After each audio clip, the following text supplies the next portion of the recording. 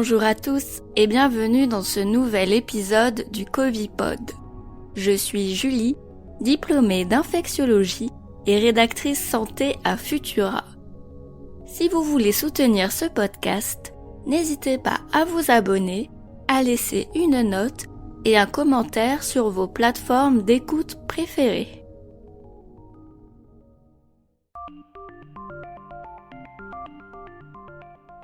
Ça y est, l'épidémie de Covid-19 fait son retour en France après des mois de déclin.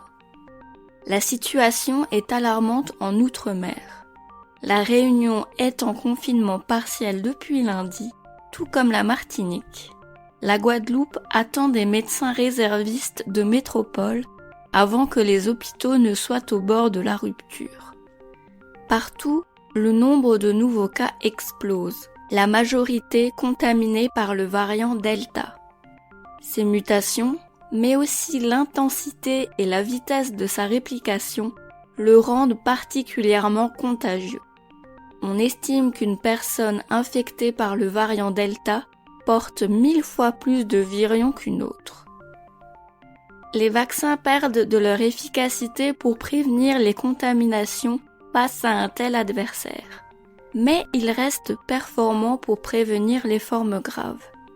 Une troisième dose de vaccin est-elle nécessaire pour renforcer l'immunité et contrecarrer la progression du variant Delta? Les firmes pharmaceutiques ne se sont pas posé la question longtemps. Depuis quelques mois déjà, Pfizer et Moderna mènent des essais cliniques pour attester des bénéfices d'une troisième dose, administrée entre 6 mois et 1 an après la seconde sur l'immunité. Les autorités sanitaires sont moins enthousiastes. La Haute Autorité de Santé ne recommande pas une troisième dose pour la population générale à l'heure actuelle. Outre-Atlantique, le CDC américain partage cet avis. La question est plus délicate pour les personnes âgées et fragiles, ou immunodéprimées.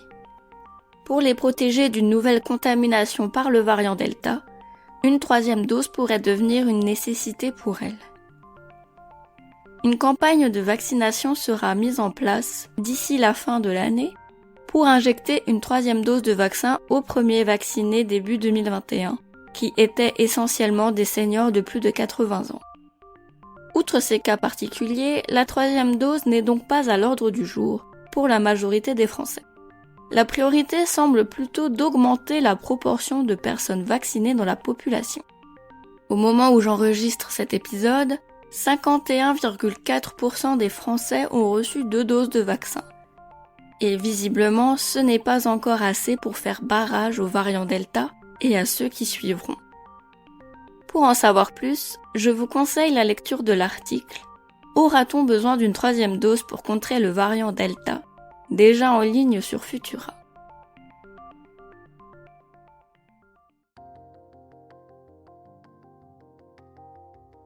Ailleurs dans l'actualité autour du coronavirus.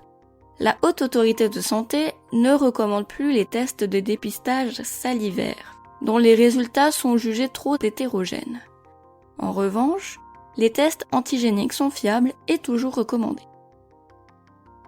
L'âge moyen des patients en réanimation est passé sous la barre des 60 ans.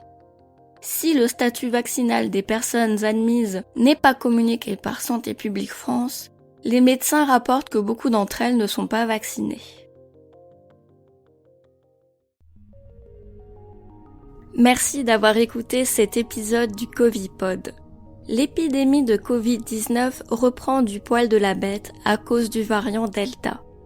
La vaccination est notre seule arme contre la maladie et elle est ouverte à tous ceux qui ont plus de 12 ans sans condition. N'oubliez pas que le pass sanitaire sera bientôt obligatoire pour vous rendre dans certains lieux fréquentés.